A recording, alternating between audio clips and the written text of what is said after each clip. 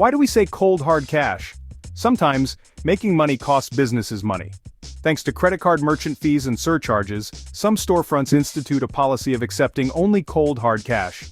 And while most everyone understands what that means, it's time to break out paper currency. The idiom itself is a little mysterious.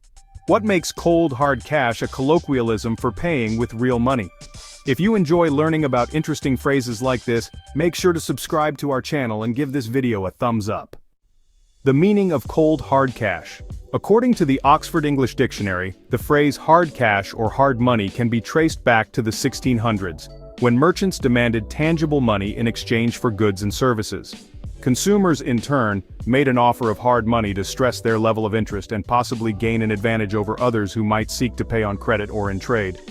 I'll give thee 50 guineas hard money in hand, one might say. In other words, here's cash, right now, not to be paid later. In 1882, the Counting House Dictionary defined hard cash as popularly used to denote banknotes and other documents of undoubted value, in contradistinction to mere book debts or commercial rights. The hardened hard cash is easy enough to figure. Coins and other metal currencies were firm, whereas banknotes or letters of credit were flimsy paper. But some materials like silver or gold are actually slightly soft. When coin production incorporated firmer and more durable alloys to strengthen them, cold hard cash became an oft-used idiom to indicate cash that was firm and cool to the touch. Cold hard cash almost always refers to immediacy. For example, a bond or promissory note cannot be readily exchanged for money or other goods. A check could theoretically be worthless if the payee doesn't have the funds to cover it. The psychological effects of cold hard cash. Cold hard cash is more than just an idiom or bargaining tool. It might actually have some psychological effect. Numerous studies over the years have found that handling hard currency tends to make subjects more socially insensitive. In one study, subjects who had just visited an ATM to withdraw cash appeared to be less likely to help a passerby in need than those who hadn't. In this case, it alerted a stranger that they had dropped a bus pass.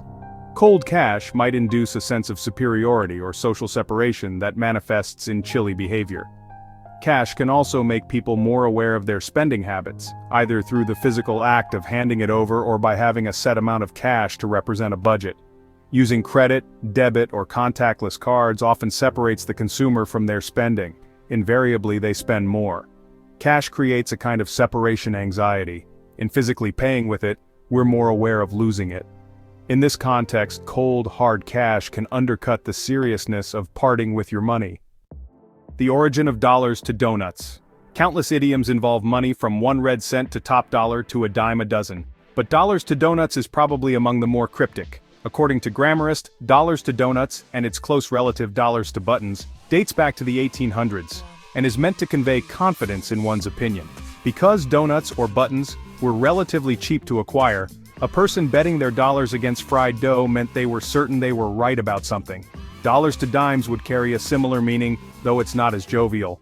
If you enjoyed learning about the origin of dollars to donuts, be sure to like, comment, and subscribe for more fascinating insights.